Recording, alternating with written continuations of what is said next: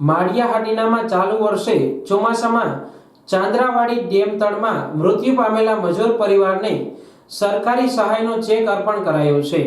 માળિયાહાટીના ગામના વતની બાબુભાઈ પથુભાઈ દગરા તણાઈ જતા મોત નીપજ્યું હતું, જેને સરકારી સહાય પેટે ₹4 લાખનો ચેક મૃતકના પત્ની શાંતાબેનને ધારાસભ્ય ભગવાનજીભાઈ કરગઠિયાના હસ્તે અર્પણ કરાયો હતો। શાંતાબેન બાબુભાઈ દગરા નદીમાં અમારા બાપા તળા કરવા ગયા હતા, તણાઈ ગયા છે। સરકારથી અમને 4 લાખ મળ્યા છે। સરકારશ્રીની સહાયમાં અમને 4 લાખ મળી ગયા। સરકાર 4 લાખ સરકાર દ્વારા સરકાર દ્વારા 4 લાખ મળી ગયા છે એમનો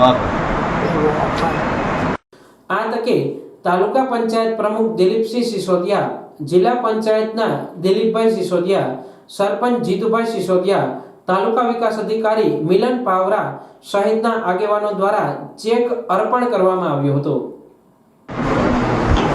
ચોમાસાની સિઝન જે 2024માં અમલગઢ ગામથી માળિયા તાલુકાના અને જસાપરા વિસ્તારના બાબુભાઈ પથુભાઈ ડગરા જે પોતે કેનાલના કામથી ત્યાં ગયેલ હતા અને કરિયાણું ખરીદી અને પરત આવતી વખતે જ્યારે નદીને ઓળંગતા હતા તો એ દરમિયાન નદીમાં પાણીનું પૂર આવતા એ પોતે પાણીમાં તણાઈ ગયેલ હતા। તો ત્યારબાદ એમનું 2 દિવસ બાદ બાબુભાઈની જે લાશ છે આપણે પાખરવડ ડેમમાંથી મળેલું।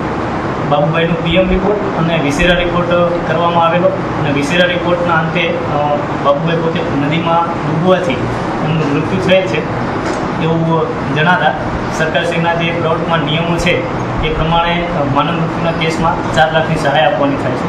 તો આજરોજ માનનીય ધારાસભ્ય શ્રી નિવેશી માંગરોળ વિધાનસભા ભગવાનજીભાઈ કરગઠિયા, તાલુકા પંચાયતના પ્રમુખશ્રી તેમજ તમામ સદસ્યશ્રીઓ અને આગેવાનશ્રીઓની હાજરીમાં એમના જે ધર્મપત્ની છે શાંતાબેન બાબુભાઈ ડગરા એમને આજરોજ 4 લાખ રૂપિયાનો ચેક જે છે એ અર્પણ કરવામાં આવે છે।